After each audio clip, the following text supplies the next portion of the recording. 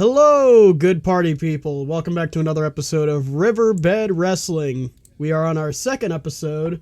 Currently, we are recording on a Sunday, same time as the Bills and Jags game in the playoffs. Just came out after a good week. It's been Wrestle Kingdom week. Our good pals. And with us today for right now, Brandon is not here with us at the moment, but he will be back in a short while. As of right now, I'm with my co-host, Kang. Kang, introduce yourself. Oh, Lord. Yeah. Wrestle Kingdom week. And not just Wrestle Kingdom. There was some greatness all around the Japanese wrestling scene last week. I'm excited to talk about it. Yes, sir. Yes, sir. Well, let's get into the news, shall we? We got a couple of injuries here to discuss. Michin apparently hurt her shoulder. Sad to hear that. BFAB also was reported with an injury early in the week, but as appears, not seeing too many updates on that, so she could be okay at the moment, but we'll still keep her in mind as a potential. I think both of them removed from the holiday tour around the same time for WWE. Michin, of course, with a shoulder injury. BFAB, there's nothing really reported on. Maybe just little tiny injury. Just get sent home. Don't risk it. So fair enough. Hopefully she's okay. Yeah, and also another injury that we should discuss is Stephanie Vaquer. Now, the what's up in the air about it is how long she'll be out for. But as we can see via Stephanie Vaquer's Instagram page, her ankle a little fucked up. Yeah, she got the fucking scarlet rot, bro. She got she got trench foot. I don't know what they've been doing over there to give her all that trench foot, but she's all bruised. She got attacked. She came out in the cast, right? And then cut a nothing promo on Raw, being like, I'm fighting or whatever. And then got beat up, obviously, to be written off of TV. So she's going to be gone for a while, but it doesn't seem like it's going to be enough to make her relinquish the title. So that's good. Yeah. Hopefully we'll see her back soon. She's definitely one of the highlights of the division for sure. So glad, hopefully. Whole company pretty much, yeah. But so hopefully she'll be back soon. And another thing regarding the WWE before we move on to our other matches throughout the week, Braun Breaker had a pretty rough landing the one week this past week against Punk, and people were wondering if his neck was okay after that, and all signs point to yes, but it was still a scary ass bump to see. I feel like he takes that, at least a bump at that level of scary, once a month though. Yeah, this is nothing new for him. Yeah, he might be he tries shit. And outside of WWE, I don't really know of any injury news, not in AEW or in Mexico and Japan that I've heard of. I have heard of some unsavory things involving roster members with NJPW, but we don't have to go into that. If you know, you know. Let's just say maybe they're hiring people they shouldn't be hiring. Protestants? Oh, worse. Catholics. Ooh, I was raised Catholic. That's not fun. I was raised in a dirt road. Well, as we try to hide the scars, we'll get into the Wrestle Kingdom week shows here, and there are quite a few standout matches along the eve of biggest Japanese wrestling show of the year. There were quite a few matches coming out of the great country of Japan that were not in New Japan. They were in, well, we got some Noah, we got some Marigold, we got some DDT. Brother, let's get into it. Yeah, I mean, there's a lot. For reference, if you're unaware, if you don't know, Wrestle Kingdom is, of course, the biggest show of the year in Japan. In the Tokyo Dome, the biggest arena in the entire country of Japan, sits 60,000 people or whatever. It just got sold out. This is WrestleMania weekend. So you are going to be seeing a lot of other companies, smaller companies, running in the shadow, just like WrestleMania weekend. Also, it's tradition just in Japan as well. They hold a lot of importance to the new year. So it's not necessarily just Wrestle Kingdom, but I mean, yeah, the money's going to be big in the first week of Japan. The money's going to be big. So of course. Everybody's running. And speaking of the new year, right on January 1st, we have at least a match to talk about here off of the Noah the New Year show. We got Makusa taking on Hiromu Takahashi. Oh boy, I had a good time with this match. Yeah, it was a really, really fun junior heavyweight match. One of the better junior heavyweight matches of the past few years, and it wasn't even in New Japan, but it was involving a New Japan wrestler. Yeah. And for those who haven't seen Amakusa and only really know Hiromu, I was kind of in the same boat as well. Don't watch Noah too much. However, whenever, there's a big show, I'll always make sure to check it out. And Makusa really showed his ass off here. He's really good. He's what you would expect a really good junior wrestler to be. He's got all the hits that you would want. He's got the, got the spiral tap, baby. He's got... He's got a double stomp. He's just a quintessential junior that you want to see. He's got the amazing mid-2000s looking gear. Yeah. It looks like he stepped out of a time machine with how he wrestles, kind of. Yeah. And he faced a time bomb. Indeed. And Hiromu, as the junior veteran presence, really showed his ability in the ring there and worked well with Amakusa in this match. And overall with the match, it was a pretty well-paced affair. Amakusa was bumping his ass off during the match. He got thrown over the barricade like multiple times, full force. Hiromu just being the veteran presence, stonewalling offensive attempts at every point. And once the ball got rolling for offensive counter after offensive counter, we got a spiral tap, we got a meet in the middle stomp, we got another spiral tap, and that last one ended up helping out Amakusa to win the GHC Junior Heavyweight Championship off of Hiromu. And it was definitely, for those who are watching the show, the biggest bright spot. But definitely perhaps the only bright spot. Yeah, unfortunately. But if you can get like one good match out of a pay-per-view, hey, at least you have that match. So check that out if you're interested in some good junior action. All right, and for the next match that we'll be discussing here, we got something out of Marigold from January 3rd. It is Mayu versus Takumi Iroha. Mayu Iwatani! Ah! Yeah. I mean, for those of you that are unaware with Joshi Wrestling and unaware of who Takumi Iroha and Mayu Iwatani are, they're two of the hardest hitting, most compelling wrestlers in the Joshi scene. Especially Mayu Iwatani, who was the icon of Stardom. I mean, if you know WWE and you think about Io Sky, Mayu Iwatani is at that level of fame, of work rate, of whatever you want to say in Japan. She is the person that took over that role when Io left for America. And of course, she now is left for Marigold for, I was going to say greener pastures, but it's definitely not greener pastures. She has left, and Marigold's roster, we have a lot of problems with it. It's very, very top heavy. There's only a few people that you really want to see Mayu facing. So they have the great partnership with Marvelous, where we can see an insane, amazing match like this. The GHC Women's, GHC Joshi title on the line. Mayu, of course, the greatest IWGP Women's Champion of all time, trying to win the GHC, being the first ever woman to ever win a title in New Japan and in Noah.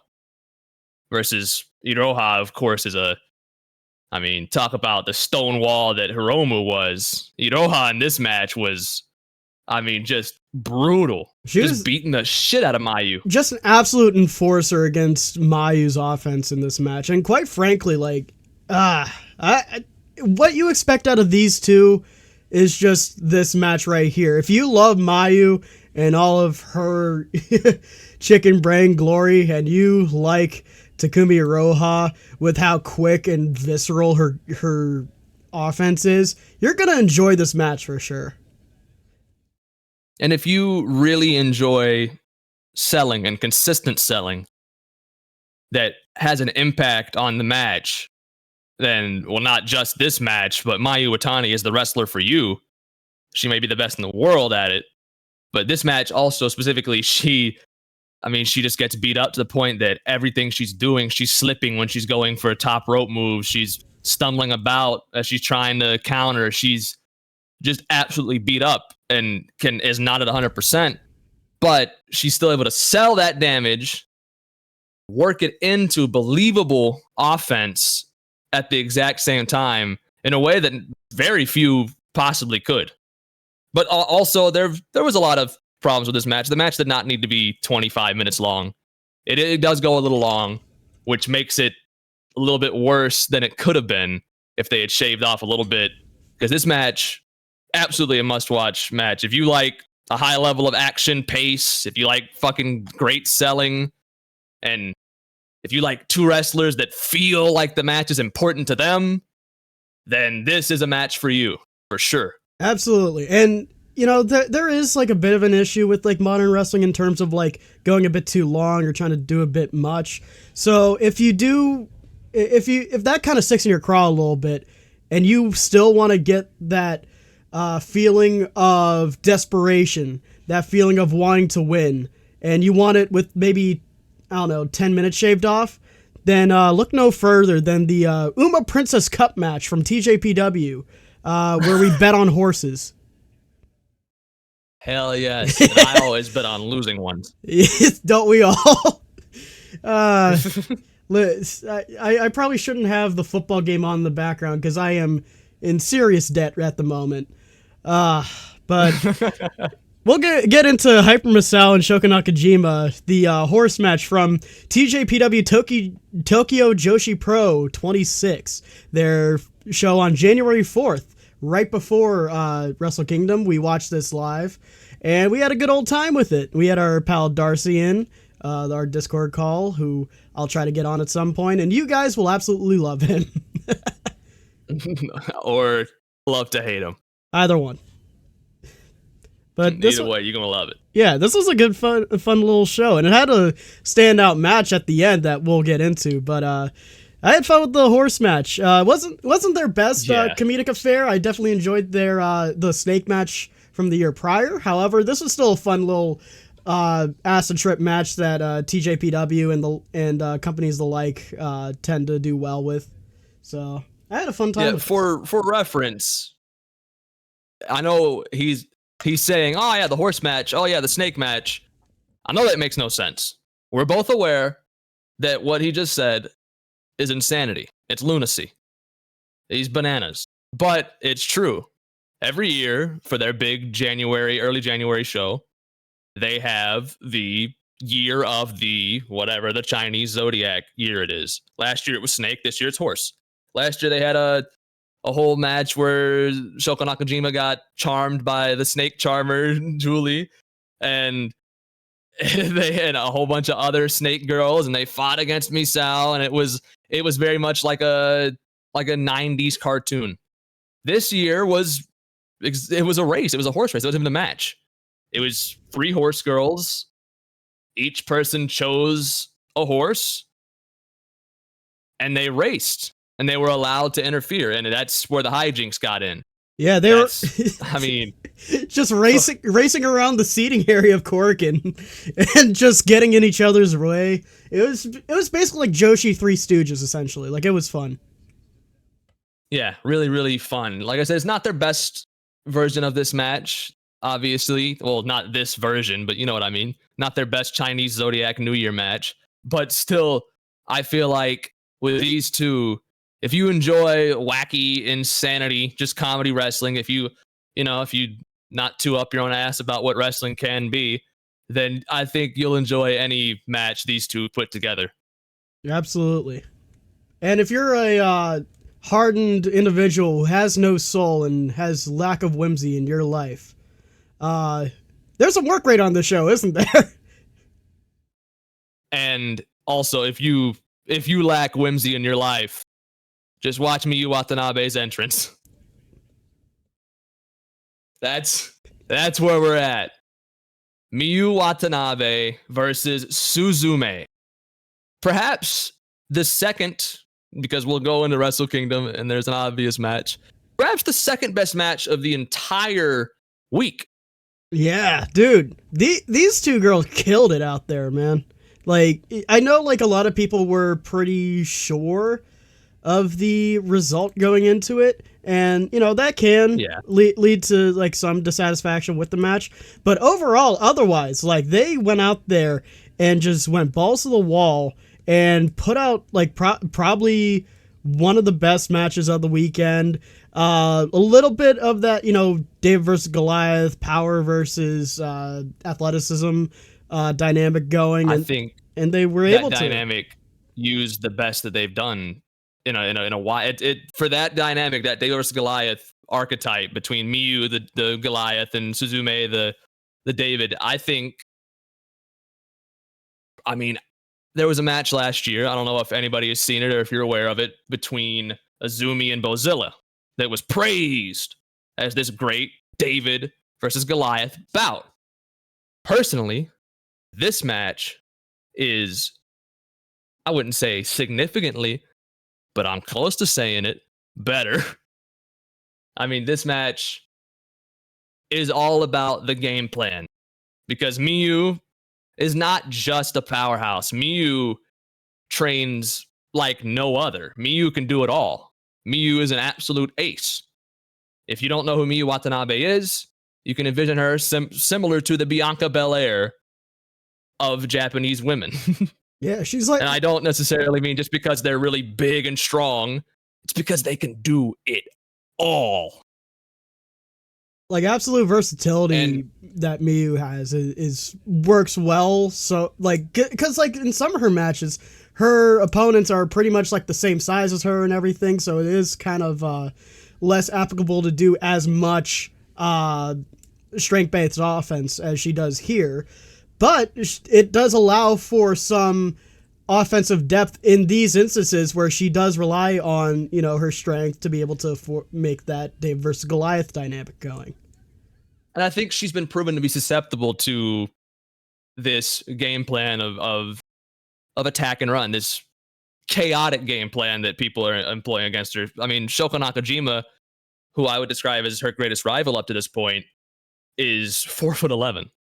I know she's the biggest kaiju spiritually, but she's much smaller than Miyu Watanabe, and she has had great success against her.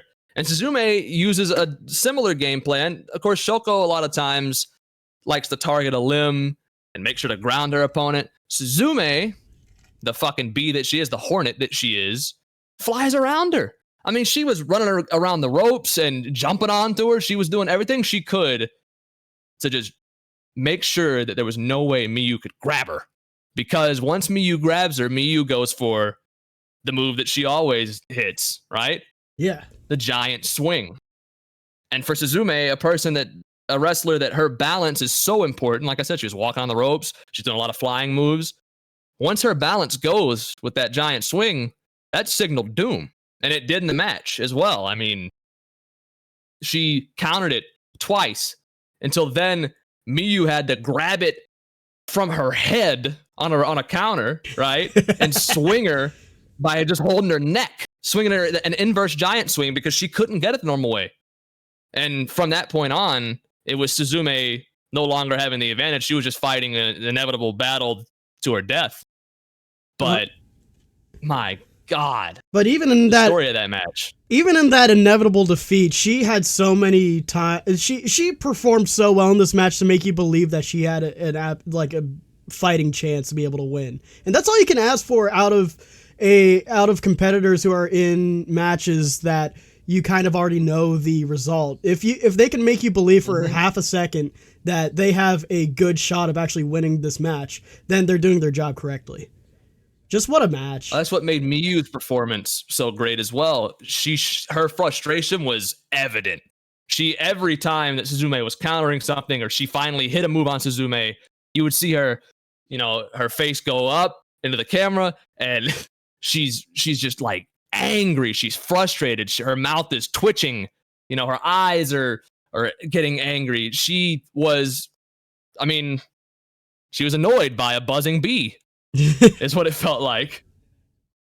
It was, there was a lot of stuff, big, gigantic action that if you like that, there's a lot of stuff inside the margins that make this match so much better than even just a random spot fest that they could have had that was really good. Yeah.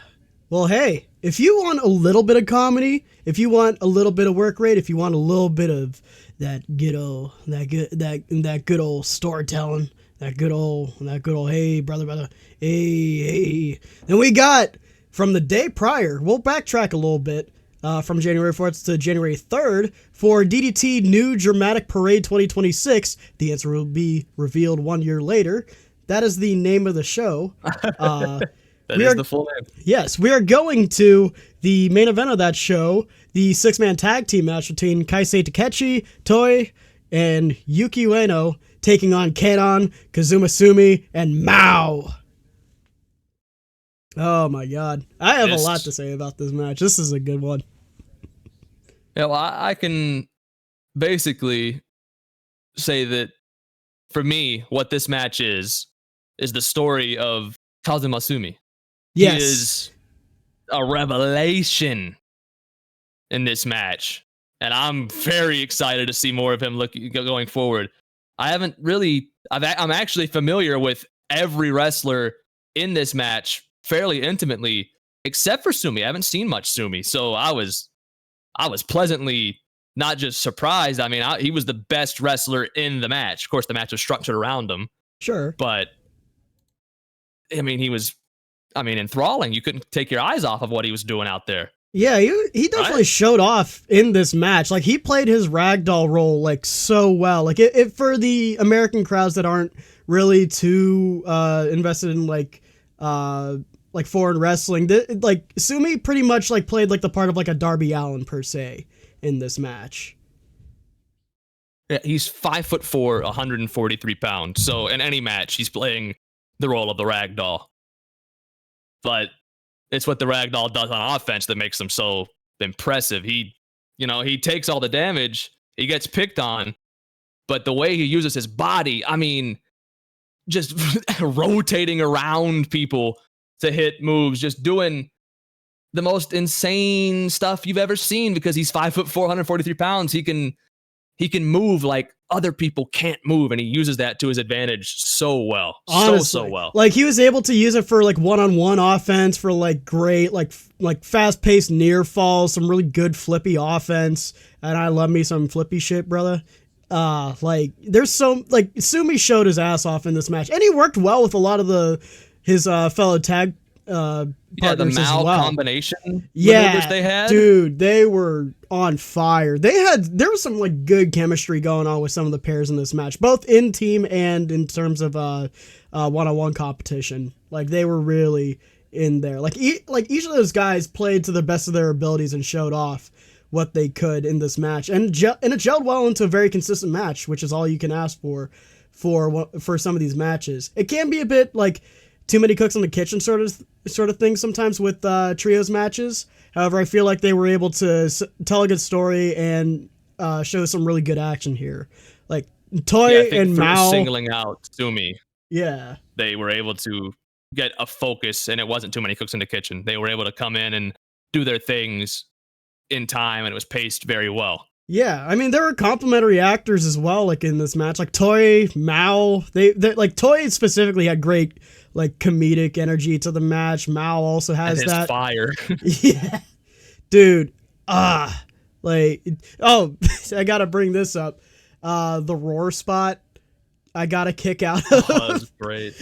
Where he just roared at Kaisei Takechi, and he just like kind of half-heartedly go, ah. Yeah, I really like Takechi's character work. Now, Takechi and Ueno didn't really actually participate as much as I thought they might, considering the star power of the two. like I said, it was all about Sumi. You almost felt like they took a back role just to highlight Sumi, everybody else in this match, and they all kind of played a complimentary role to really tell the story they were trying to tell. I mean, Ueno, I don't know how long Ueno was in that ring for. It wasn't much. Not much. He did show off some like good action against Mao, however, which, I mean, hey, we know what those two can do in the ring. One of the first matches we saw, I saw personally out of Mao, was him against Ueno. Was it last year or 2 years ago? I believe it may have been close to 2 years ago now. Yeesh. Time's flying, man. But Mao and Sumi worked well together as a tag duo. Sumi and Toy towards the end were like absolutely going 100 miles per hour at each other. Ape shit. Absolutely insane. If you want to see some hot, like fast-paced action, go check out this DDT 6-man. Well, those are some good matches from Wrestle Kingdom week. However, I know a lot of people are waiting for it, so we'll get into it here. Our review of Wrestle Kingdom 20! Yippee! Alright, and we're back, and we're going to be talking about Wrestle Kingdom 20. And with us, after not being here for the first part of the show, we finally have Brandon! Brandon! Hey guys. After contract negotiations, I decided to come back to the show. No, you had to... And we're going to keep going, we got to keep going for the greater good. By contract negotiations, he means paying off the fine that I gave him last week. But you're back here again. We're glad to have you back. We had a lot of good comments saying that they loved you on the show and they appreciated your input, and we're glad to have you back here today to talk about some Wrestle Kingdom. I'm glad to be here. I love River City Wrestling. That's not the name of the show. But it's close enough. It's close enough. We'll count it. All right. Let's get into... God damn it, Brandon. Let's get into Wrestle Kingdom 20 here. Can you believe it, guys? 20 Wrestle Kingdoms. I know, man. Feels like yesterday was the first one. But we're at the 20th one now. It's 2026. Like 20 years ago. I thought they had some years where there was 2 Wrestle Kingdoms in 1 year. Don't argue math with me. But the point is, it's just one Wrestle Kingdom. Point is, we had a show on January 4th this year, and it was at the Tokyo Dome with a reported attendance of 46,000 people. Good Lord, a lot of people were here for the show. Yeah, that's nearly crazy. Sold out. Yeah, dude, people. I can't believe it was sold out for their venue, for their stage. Yeah, and I can't believe, like, there were so many people that, like, came out to this, and for good reason, too. We'll get to that in the main event segment, but we'll have to come through the event in full, and about what we expected to happen last week whenever we were going over the preview for this show. A lot of filler matches. We won't dwell too long on them. Some of them held their weight better than others, but overall, like, yeah, it was pretty top heavy as a show. Some questionable booking decisions as well. Yeah. We'll talk about it. A little bit. But as for right now, the first match that we'll be delving into first, New Japan World Television title match between Chris Brooks and El Phantasmo. This match was okay. Fair little pre-show match, get the crowd going. Nothing really too special here, just a fine little match between two wrestlers that I pretty much enjoy most of the time, that are usually, just a fun match. It was just there. It was a filler match. It was just there. Yeah. It could have been anywhere. Yeah, it could have been anywhere, anytime, for anything. It was just happened there to be at Wrestle Kingdom. People, I think there's a lost part.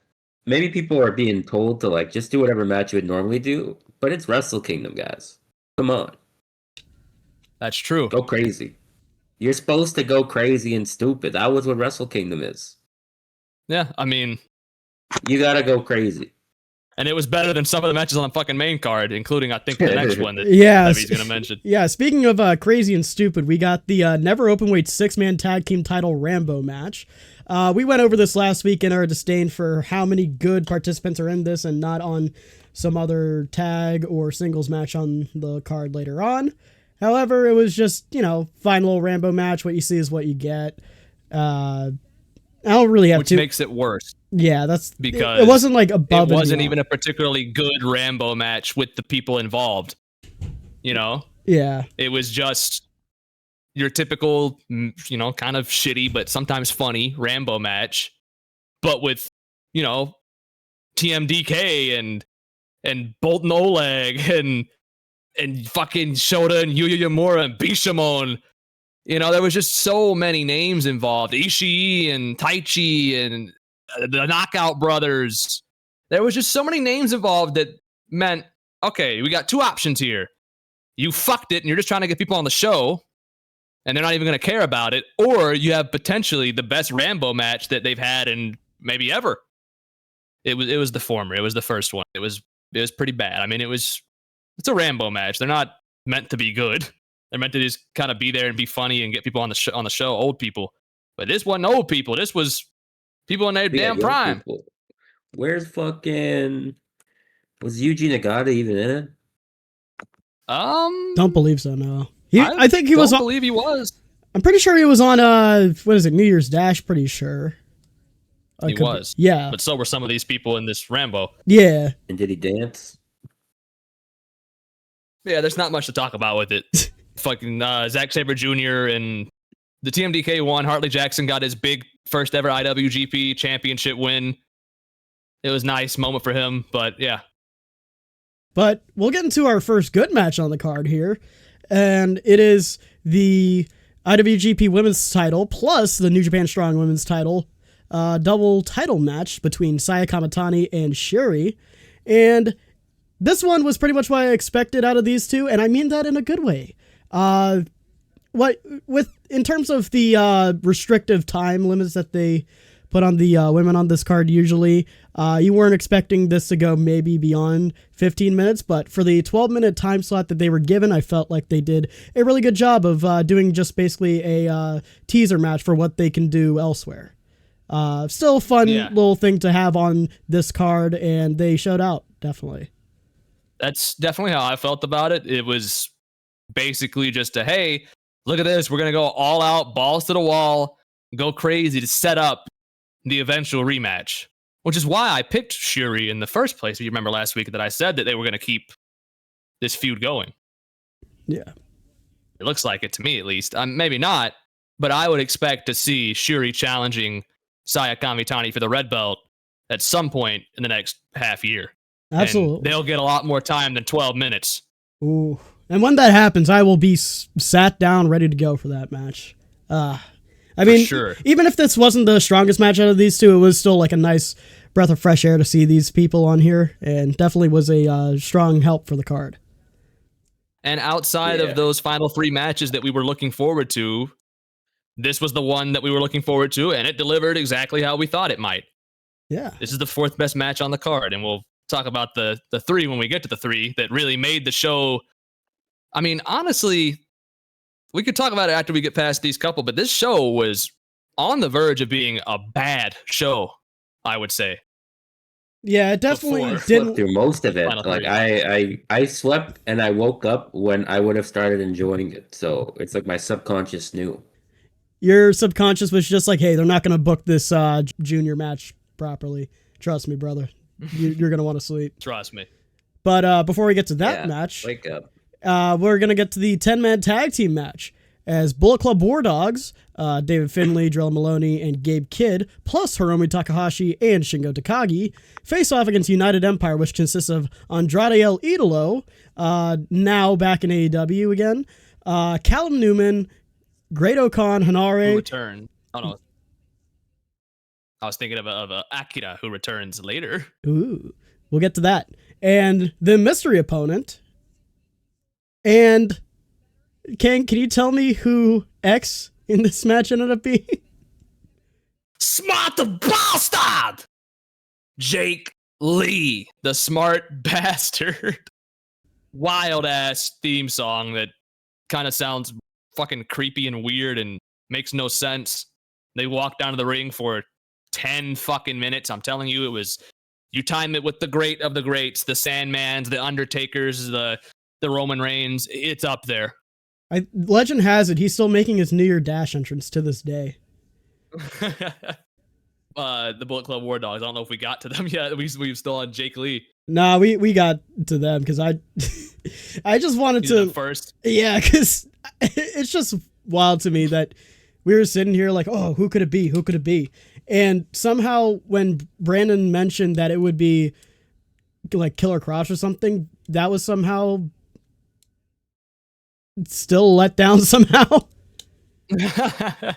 Like, I like Jake Lee enough, but like it just let me scratch my head a little bit. I'm not gonna lie. Yeah. Like, he was probably scratching his head a little bit too. Yeah. It's like hey, this is not the last we'll see of Jake Lee tonight either. Which is the weirder part. And oh yeah, the match was boring. I mean, it was a nothing match. It was just 10-man tag team match, 13 minutes, and Andrade did a pretty cool tornillo spot. I'll give him that. Yeah, Andrade definitely in his redemption arc as of late, being the funniest man alive. But besides that, it was just an okay little tag match for whatever. Now we go to the actual like match that kind of sticks in my craw quite a bit with this card. We have the junior heavyweight title 4-way contendership match. Fujita, Sho, Taiji Ishimori, and El Desperado. And to be fully honest with you, I was very, very sleepy at this point of the show. We were watching live. I was almost in the Brandon zone with him. But like with this match, I was able to go back later on, and I ended up falling asleep midway through the match, and I didn't miss much beyond that. Really, like it started out okay. Yeah, it started out okay, and then it just got interference heavy, like crazy interference heavy, as you might expect with House of Torture. And it just never really it just fell apart entirely because of the interference and ref bumps. It was just exactly what you expect. And I'm not necessarily a hater of interference. I grew up on WWE, but it wasn't good. You had all the interference, and then Despy just wins, and it's like a 7-minute match. You don't really get to see anybody showcase what they are. You got, a guy in Fujita who could really use the big win there, or Sho who could who could get back some traction. I'm a Sho supporter, so that's more of bias for me there. I understand Despy winning. It makes sense with the story they were telling of Doki not really wanting to defend it, and Despy, of course, being the one that is challenging him. That's the real feud that's going on. But come on. You could have at least just given a better showing to everybody in the contest. It felt like just a vehicle for Doki to not wrestle on the card and just to get it over with, just to have something there. Yeah. You could have done that on New Year's Dash. This match could have been an email, quite frankly. Like with this, it really could have. Well, let me second your point about being a Sho defender. Listen, I'm a Yo fanboy, and it hasn't been pretty either. Bro was MVP. Bro was my dark horse MVP for the 2020 Cup, the New Japan Cup, and then everything just fell to shit. They lobotomized him, and now he's in the fucking Rambo match. But we'll move on from that match so we can get to the good stuff here. And boy, we have a nice little match here, don't we? We have the Never Openweight title match as Evil defends his title against the up-and-coming Aaron Wolf. And oh my God, can I gush about Aaron Wolf for a bit here? Absolutely. I think take the stage. Take the stage. Aaron Wolf, I said it months ago when they did the press conference. I said, I'm putting stocks in him. I think he could be a huge star for them, and I'm going to go ahead and put my hopes on him that he is going to be good. And he immediately came out. He's a revelation. I mean, he's giant. He's huge. He's got a fat guy bod, not in a bad way, in the best way. He has a real judoka heavyweight athlete body, like Shinya Hashimoto. We got a guy that is huge, and when he got in there, he sells like a fighter. He doesn't sell like somebody that's been trained to just dead sell everything.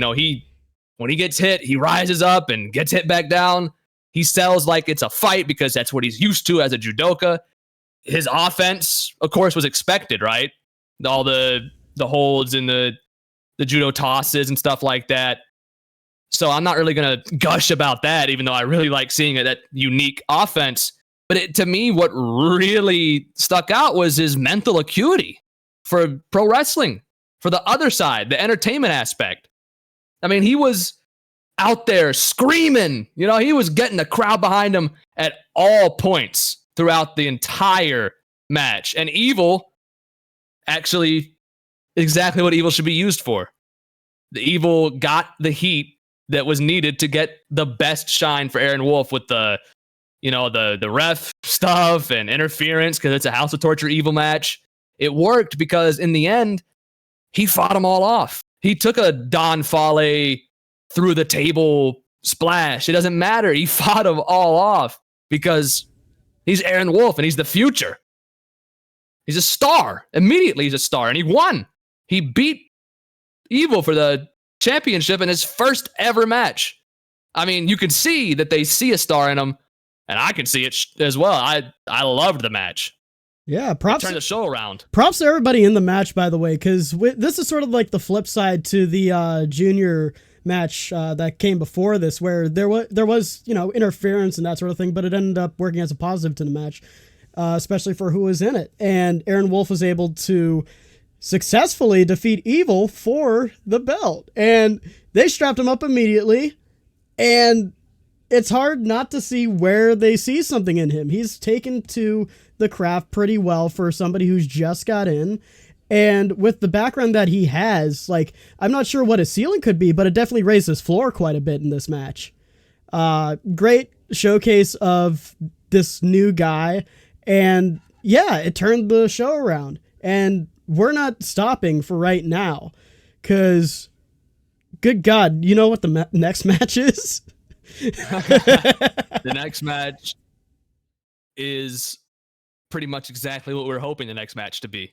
Oh my God. We have Konosuke Takeshita facing off against Yota Tsuji in another double title match on this card, this time for both the IWGP Global Heavyweight title and the IWGP World Heavyweight title.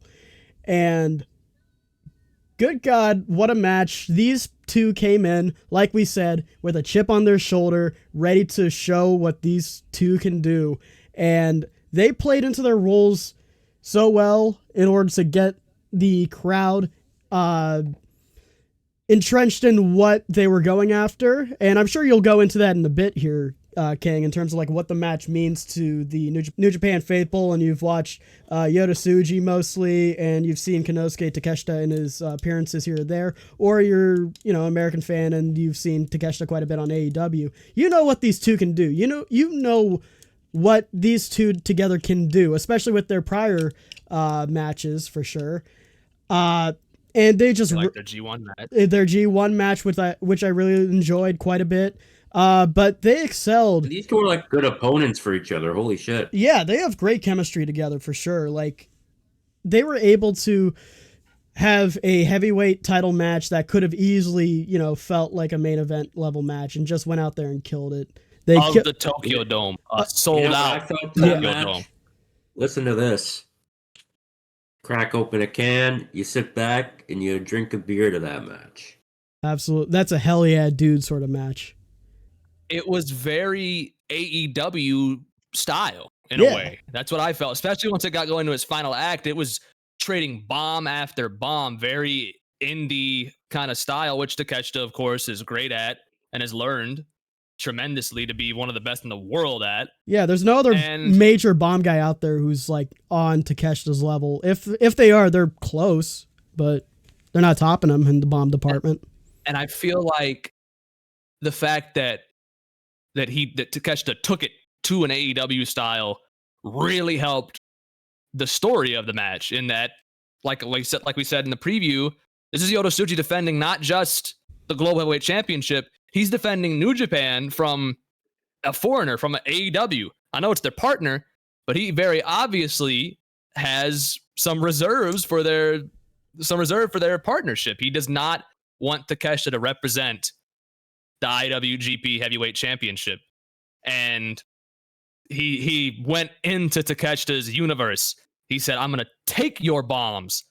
And then, including, by the way, that Blue Thunder bomb from the top rope. Oh, my God. Oh, my God. Marty flew 5 feet up in the air, man. Yeah. He just bounced. I mean, it was amazing. His planet needed him. Makeup. That's some shit what you do with your toys. Honestly, it really is. If you got like the spin around and just, dude, especially did you guys growing up have the spring-loaded action figure ring at all? Because I had, dude, I had that and I would abuse the shit out of that. Oh, that would always be sick. But yeah, I mean, what Tsuji took that AEW match, right? Yeah, and there's a turning point specifically in this match right before the ending when Tsuji gets up he backs Takeshita into the corner. He gets into his face and he smiles and they stare each other down. Tsuji backs out to the corner and it's time, right? Takeshita, they've been throwing bombs. Takeshita says, I am the bomb thrower. This is what I'm good at. I'm 100% confident in this. And they do the Ospreay and Danielson spot. They run at each other. Going for the power drive knee for Takeshita, going for the Gene Blast for Tsuji, and Takeshita was confident, but hey, he didn't really know how explosive that Gene Blast was going to be, huh? What a blast it was, and of course that wasn't it. No, it wasn't, because the significance of the actual finish itself is, I mean, it's amazing. Like I said, he fought the AEW style.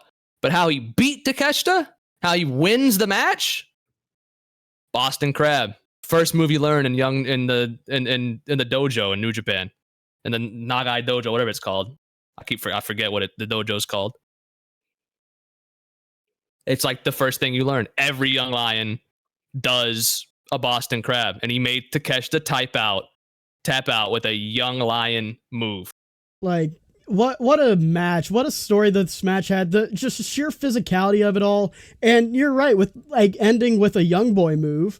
Like we probably saw him in like one of his like young boy matches back whenever we first saw him, and he probably won with that move.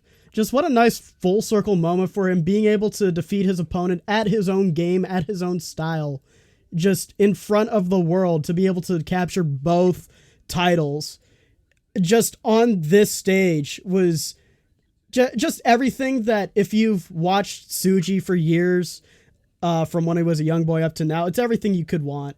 And I was really happy that this match turned out the way that it did. And yeah, we tell stories here. We do. You see, we do. It's the king of sports. Indeed. And they were able to just like do such a good job at being able to have that AEW more is more sort of style, while also being mature about it and having it work in favor of what they were trying to present. And overall, just really amazing match. But even then, that match might not be match of the night for you, because we have the main event up next. Not. No, it's sorry, Suge, sorry, Takeshita, but the Ace got to have one last stand, and he's the main event against his all-time rival, Kazuchika Okada. I mean, just an insane match, right? There's a certain point. There's always a little certain point whenever you're staying up for these shows where if there's a lull in the show, you can get a little sleepy. But at the end, if you know that there's a really good match coming, one that gets you, you're going to be wide awake. Doesn't matter what time it is, you're going to be wide awake. And the moment that you see that the Ace's last match is next, good God, you're not ready. Because, man. Like, and for me, to talk about the quality of the show overall, like we said, it was on the verge of being a bad show. Yeah. From the moment Aaron Wolf came out with his head shaved in the Young Lion trunks, I mean, it was an exponential growth from there in hype. I never got a single ounce of sleepiness after that. I only got more and more and more hype until we got to this, which is the hypest you could get. If you've watched plenty of the Tanahashi-Okada matches like we have within the past week, you know how these sort of matches go. You know what kind of spots these two are going to go after. But within the confines of the circumstances present with this match, it just made it all more... It brought its own form of like urgency and depth to it that you can't really get from certain other matches that happened prior. Both in terms of like, you know, Tanahashi's just where he's at in his career to where he's at physically. Because a lot of that was played into. There's no way to ignore that when it comes to Tanahashi and how far along he's come. I mean, they've had this match throughout last year. In their old age, in Tanahashi's old age, they fought a good 5 or 6 times. I think 6 times in a row, Okada has beaten Tanahashi now.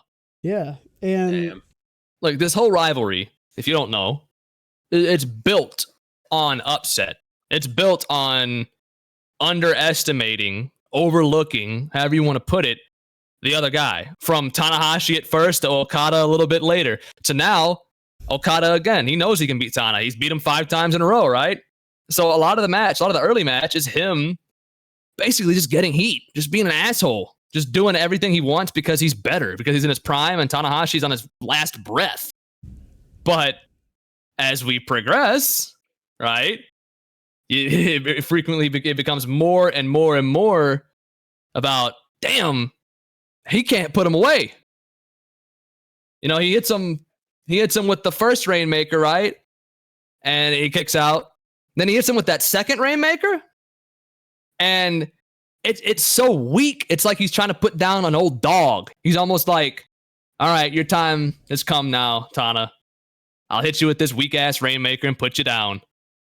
And the ace kicks out, right? Because you can't just put the ace down like that. You can't put Tanahashi down without giving your all. Tana, no matter what you say about his whole career, about him losing to Okada, he always gave his all. Even when he was tired and broken down, he never once said he was tired. And Okada, like you said, Sebby, he never gives it all. It takes a lot to get it all out of him. And in this match, in order to defeat Tana, he had to go back to who he was rather than who he is, right? Yeah. The last leg of this match was outstanding, by the way. I felt like once they got into the flow of it all and Tanahashi finally, like, he got into a good rhythm here. He was able to be physical while also being convincing in it as well. Because there are some points where you can obviously tell Tanahashi's not in the best shape he can be in. However... which works to its advantage. Yes, which works to its advantage. He's on his last legs. This is his last match. He's giving his all. This is the last bit of fuel in the tank here from him as much as he can. And it even goes to him pulling out old moves. As we saw him do the Shibata kick, the soccer kick, the goal kick. And then as soon as Okada goes down, he hits the little hand signal of his former rival Nakamura. And goes for the Bamaye. And in the end, to go back to your prior point about Okada having to shed his ego in order to be able to defeat the ace properly, he did his little finger gimmick. I'm not going to lie. He flipped off the crowd. He's a little bit of a dickhead. And we've seen that quite a bit since he came to AEW. That's his thing. He doesn't do like the arms wide out anymore. He does the big middle finger. But at the end, he puts out his arms. He finally puts out his arms like the Rainmaker of old. He hits the Rainmaker pose proper. He hits it, and he sends off. That was crazy. He looks up in the heaven, and he's like, damn, I felt something. You can see the moment that he does it, is that he's like, fuck. He got me. He got me to try. He got me to carry. He got me to put every single ounce of me into it. And in that way, like, Tana kind of wanted something in this match. He didn't... As the match concludes, he gets sent off. He doesn't win the match, but in that instance, he didn't go he didn't go into the night unscathed. He's got his lick in. He got a mental win over Okada. Hits the Rainmaker, wins the match, But like you said, Tana, it feels like Tana spiritually won because he was able to break those lazy habits, change Okada yet again. Almost, I know he's a star. I know he's the biggest star that Tanahashi ever made. But I'd argue, and you could see it in the people that came out to congratulate Tanahashi after the match, all the stars that he made throughout his years. I'd argue, yet again, even though it's Okada, he does what Okada does. And he made another star. I mean, he made Okada. He made the match about how Okada's changing. Because that's what Tana does. Tana makes people. Because he's the fucking ace. Oh man. What a great cap to a legendary career. We watched so many of his matches in lead up to this, and I did the sling blade to everyone I saw on the street that day. Oh, I don't know if you should be the high fly flow on motherfuckers. No. God damn it. Bro, I grabbed my mom in a twisted I shout. gotta tell you something, gang. I was saving this. I was actually saving this for the show. Oh. So I was at my Muslim friend's house, right? Okay. Yeah. We were gonna get dinner. Okay. So we got a la carte. A la carte. God damn it. The second one broke me. Well, thank you, Brandon. That was Thanks for your input. Do you have anything about the match you want to say about Tanahashi? Yeah, the match was awesome. The way Okada looked up, and yeah, I kind of thought he was like, damn, I'm actually, if I try, I could still be the fucking guy without these extra things I've been doing in AEW, without having the Don Callis family and the Screwdriver and all this shit. He made him realize who he was. Yeah. And then, my favorite part, if you want to talk about when the other guys came out at the end, I think that was the best part. It went on for like 20 minutes, 30 minutes. Shit. Yeah, Naito's entrance went on for that long. Oh, damn. I mean, that shit went on for the people that came out. 45 minutes. I thought more people of his own generation would come out, but I guess who would you get there that would be allowed to be there? Well, you can get your Yuji Nagatas. He had a big match against. Yeah, I thought someone like that would be Togi there. Makabe's, your Hiroki Gotos. But they prioritized. They had two Gaijin up there. Yeah, because it's two Gaijin that he turned into stars. I think that's what they prioritized, is people that he made. Yeah, I guess. What he does. Especially like Jay White. Oh, for sure, dude. I mean, come on. Jay White owes his whole career to Tanahashi, I think. And, what's his name? Osprey. Muto probably owes his whole career to him. Well, Muta, he was Muta's attendant, I believe. So there's your thing there. And you got to see Shibata. I cried a little bit when Shibata came out. I'm not gonna lie. Yeah, what was the Naito stuff like? So I don't know. They wrestled a lot, but I'm like, really? Yeah, we've saw a few of their matches. Kind of felt like you're waiting on Shinsuke. Yeah. I mean, it was a bit of a surprise to see Kota as well. That was fun. That was nice. Oh yeah, that Kenny was cool. The way he made was by like, Tana. I don't want to walk. Kota made by Tana in a way. Yeah, but I want to walk. Just overall, despite Naito taking 5 years to get to the ring, I thought it was a nice little ceremony. And overall, like with this match, it was a great main event amongst a flawed pay-per-view, and overall just a great cap to just an all-time career. And that's all you can ask for this match. It brought out the best of both men, and Tanahashi succeeded in bringing the best out of Okada. And it made me feel, after those last 3 matches, especially the last match, like it was a great Wrestle Kingdom. Yeah. When like I said, 4 matches prior, I was like, man, this is a bad show. All it takes is that last 3 legs, that last 3 matches, that last leg of the whole show, and I'm fired up. Everybody is fired up about New Japan right now and their future. Absolutely. I do fired up. I love that. But there's a part of me that in a lot of shows, I think AEW does them well a lot of the time, but they're too long. There used to be these pay-per-views that were such condensed shows. Not condensed, but like 3 hours, 4 hours, so it feels like it's worth the pay-per-view. And every match is like everyone's trying to be better than the last, and I don't see that anymore. I think it's a lot of it's just talent Politics gap. Wow.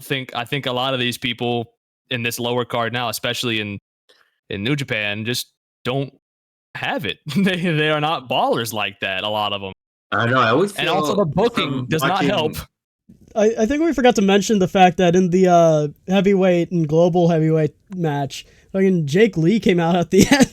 I completely forgot about that. Oh, yeah, we forgot about that. It was such that was not the last we saw of Jake Lee in the 10-man tag match, because he also came out and attacked Yota Tsuji during his title celebration. Which was just weird. And then, like, I know we got more on that the next night, too. Yeah, it was weird. I know, like, he's, you know, there needs to be, like, some gap sort of guy in there if you want to have him for, like, you know, a title defense or whatever. But, like, that just, it just made people, like, confused and just took some heat and momentum away that Yota Tsuji had. And also some momentum the card had. Google Gap Guy right now.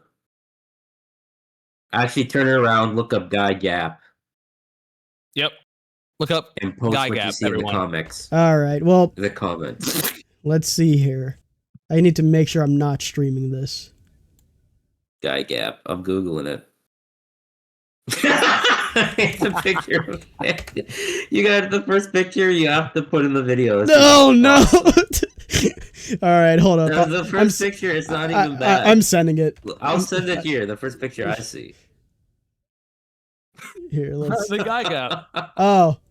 The guy. This is what I saw. That's not what I got. That's what I was like. So what's next? We got New Year's Dash. Yeah, Line Cup. Yeah, we got a little bit of. What the fuck? I scrolled way too far down on Guy Gap. Let's see here. We have, New Japan also had their New Year's Dash show, of course, and good lord, there's a certain little match that we got to discuss on there. Yeah, there's also some nice storylines that are built. That's what New Year's Dash is for, is to kind of this early part of the year show the future of the company, where we're going with all these new title holders and the like. And there's a few. I mean, I guess continuing from Jake Lee, right? Yota Tsuji and his band of misfits come out, and he's got the global, but the IWGP Worldwide Championship, we don't see it. Right.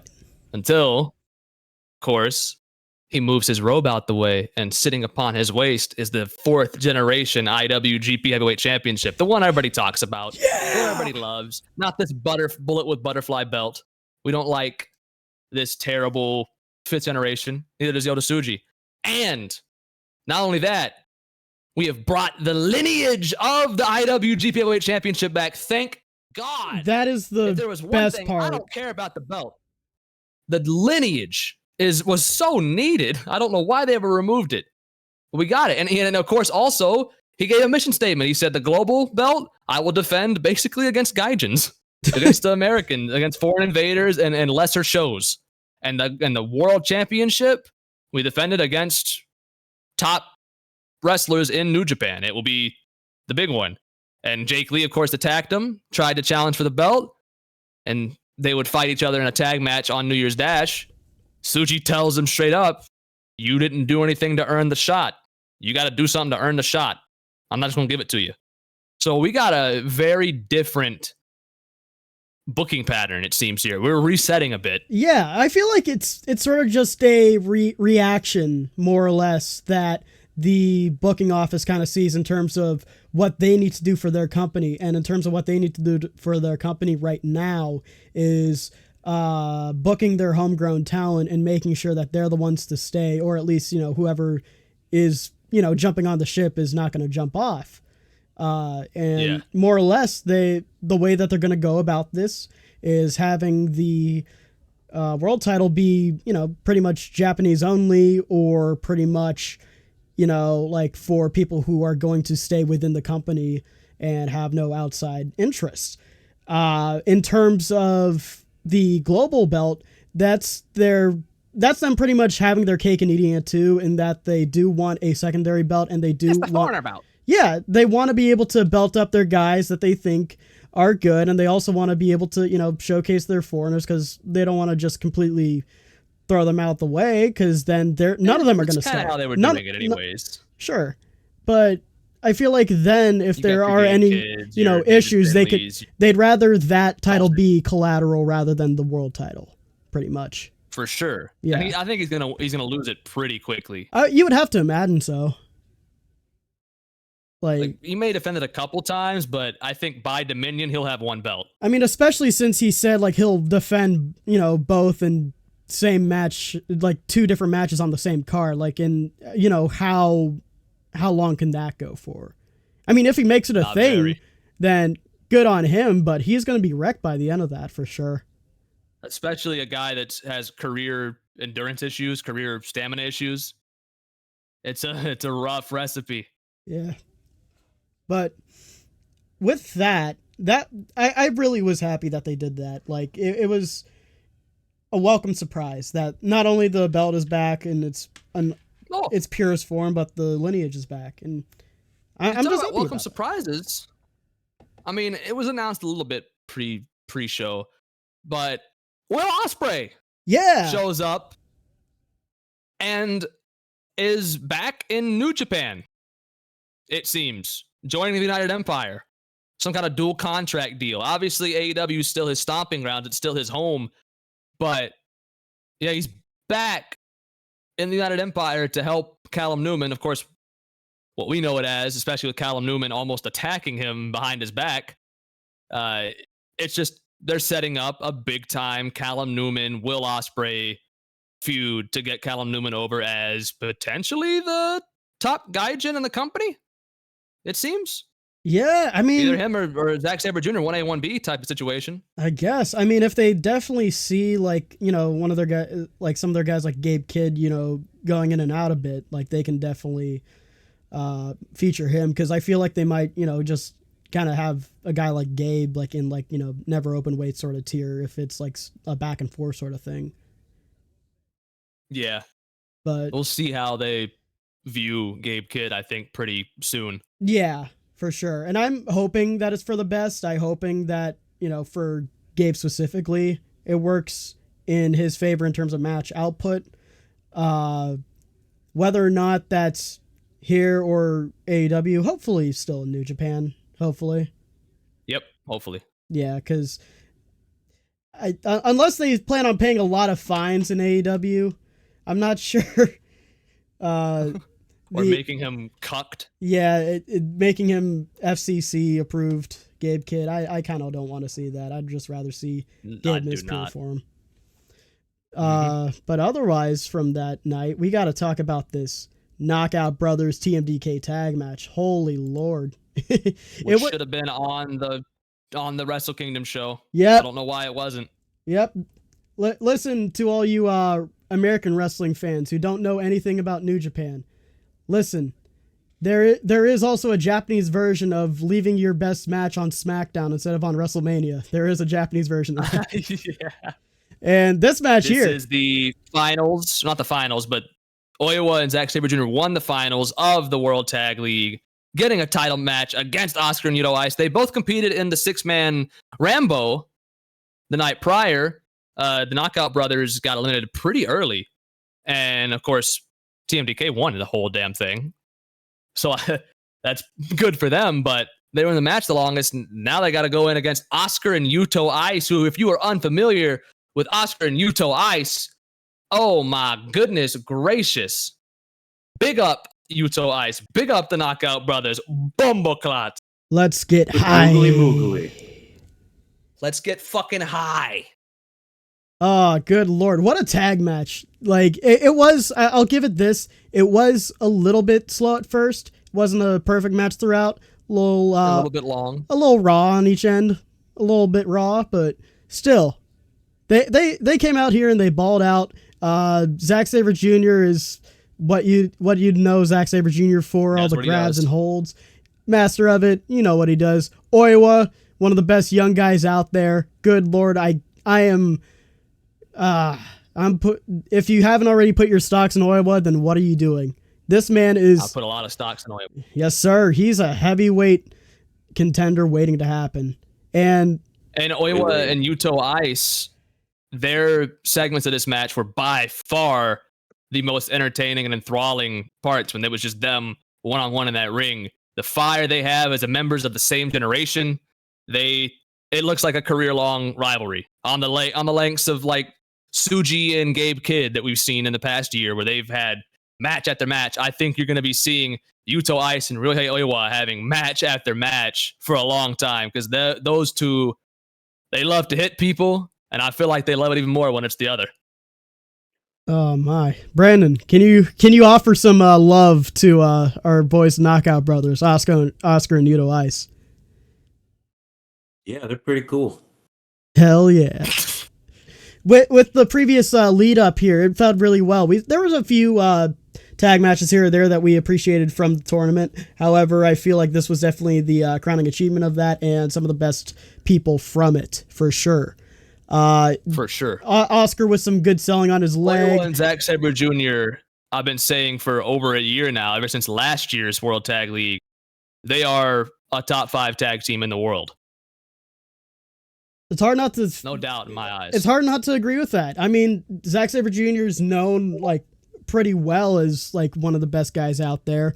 Oiwa's like bubbling over into that tier where people are going to know him. Like, I feel like this is going to be like... Oh, yeah, they about to feel the grip. Honestly, and that brings me to my final question here for today, because we got a lot done. We talked about a lot with Wrestle Kingdom and the weeks leading up to it. But fellas, I got a big question for you guys. This year, 2026, who do you think is going to be the MVP of this year?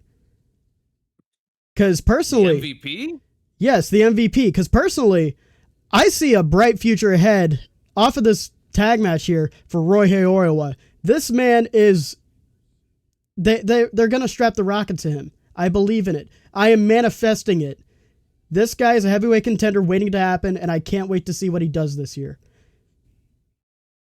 You know, I think taking on the back of that, I love Oiwa. Oiwa, I think, has an incredibly bright future.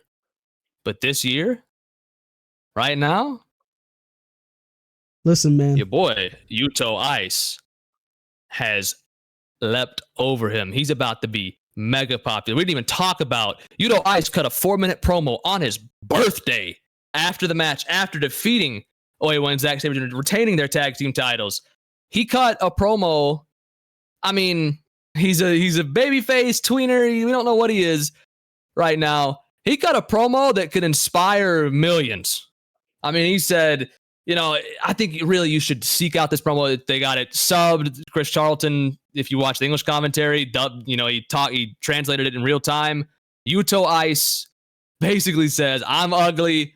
I'm a nobody, but here in this ring, I can get a legal high. And you can get high with us on New Japan Pro Wrestling. Yeah.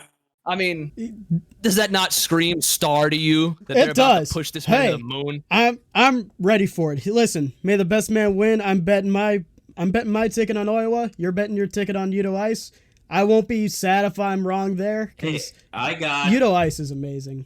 He cut a absolutely... I got a third one in this group. Yeah, what's up? Okay, in this group? In this group? I got a third one.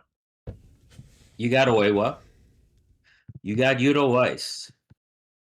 But what about Oscar? Oh, the dark horse. The dark horse. The dark horse. A lot of people that, you know, aren't as high on Oscar. I think Oscar's got insanely great potential. I think it's the year of Oscar. If Oscar leaps both of these wrestlers this year, boy, I think I might have to give you a piece of candy. Dude, what are we counting as like leaped ahead? Like, if he wins, like, what would be the parameters of this? Because I kind of want to see this go down. I kind of want to see Brandon get his Tootsie Roll. Wrestling. I kind of want to see Brandon get his Tootsie Roll. Fake belts and fake accomplishments. If Oscar clearly shows that he is better than Yuto Ice and Ryohei Oiwa, and it is proven, and the crowd can get behind him, There's your metric. Heard. I like that. You And know I'll what? Give him a piece of candy. What kind of candy? There, I was thinking like Tootsie not Roll. used to hearing his name. They're like, is his name Oscar as a man? He's not in England. Oscar Libby, or whatever his name is. I can't remember his full name anymore. Libby. Liub. I know it's not that, but I am butchering that. I'm sorry, Deutschland. I'm sorry. No, we don't know German. Yeah, we only watch the 16 karat gold. We're fake fans. I'm not. Listen, I like your cage match internet wrestling database, and you have some cool sausages. Please don't come after me. But overall, I think we had a solid day here, fellas. We got some good ground going, and overall, been a nice little week for some wrestling. Especially in Japan. I promise it won't be entirely Japanese focused, although it is my favorite style of wrestling. But this is the biggest week of wrestling in Japan, for certain. This whole podcast won't be just about Japanese wrestling. We do watch CMLL, guys. We do. You know what? We might even talk about RCW, River City Wrestling. My favorite company. No. We're not. I don't think we're at that. I don't think we're on a DPW no. level yet. But we're getting there. There's already an RCW. Sorry, guys. Is there for real? Yeah, River City Wrestling. I just googled it. And Based out of where? Well, first of all, it's Riverbed Wrestling. You asshole. I know, but I'm just shouting out River City Wrestling. That's okay, fine. Shout out River City Wrestling, I guess. Okay. Yeah, we're coming for you, River City. I don't know about all that. I don't have the money. RB-Dub. I don't have the RB-Dub. I don't have promotion money. I can't pay the boys in food, bro. I don't even have food for myself. I'm gonna be the first one to jump ship to RCW. No, don't. I need a third. How are we supposed to give you your candy if you jump ship? What kind of candy? If you jump. I don't know. What candy do you want to give him if Oscar becomes MVP this year? Can I get the giant gummy worm?